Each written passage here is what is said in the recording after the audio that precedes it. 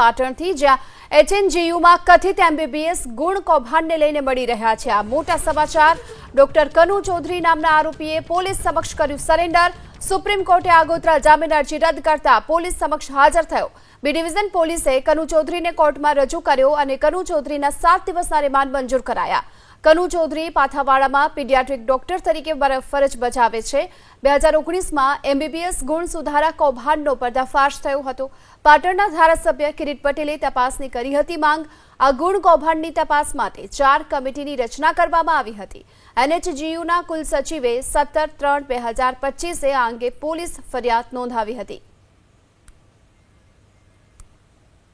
Patan HNGU કથિત 2019 MBBS ગુણ કૌભાંડનો સમગ્ર મામલો છે તે ફરીથી બહાર આવ્યો છે અને ચર્ચામાં આવ્યો છે। આપ દ્રશ્ય જોઈ રહ્યા છો, બી ડિવિઝન પોલીસ સ્ટેશન ખાતેના દ્રશ્યો છે।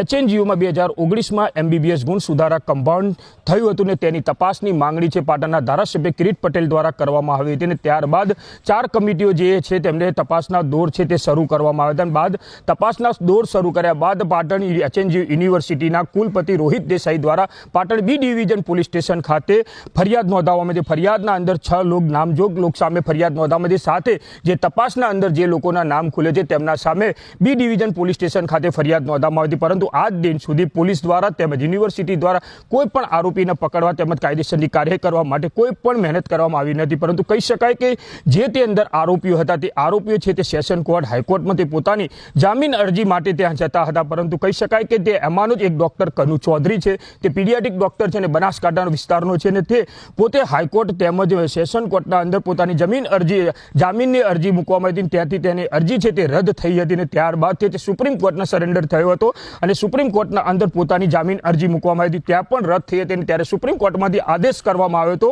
કે 16/4 એમને આદેશ કરવામાં આવ્યો હતો કે જે તે કોર્ટના અંદર હાજર થઈ જવા માટે। પરંતુ કહી શકાય કે કનુ ચૌધરી છે તે 2 દિવસ અગાઉ છે તે Patan B division police station ખાતે મોડી રાતે હાજર થયો અને ત્યારબાદ બી ડિવિઝન પોલીસ સ્ટેશન કે કનુ ચૌધરીને બીજા દિવસે કોર્ટના અંદર રજૂ કરવામાં આવ્યો। કોર્ટના અંદર 7 દિવસના રિમાન્ડ છે તેને મળ્યા પામ્યા છે। એટલે કહી શકાય કે જે રીતના એમબીબીએસ ગુણ કૌભાંડ સર્જાયો હતો તેનો મુખ્ય આરોપી છે કે કનુ ચૌધરી જે ડોક્ટર છે ને પીડિયાટ્રિક છે, તેને હાલ બી ડિવિઝન પોલીસ સ્ટેશન ખાતે રાખવામાં આવે છે અને 7 દિવસના જે તેના રિમાન્ડ મંજૂર થયા છે અને પોલીસે જે એમબીબીએસ ગુણ કૌભાંડ જે થયું છે તેના અંદર તપાસના ધમધમાટ દોર શરૂ કરવામાં આવ્યા છે। એઝાઝ મંસૂરી, એબીપી અસ્મિતા, પાટણ।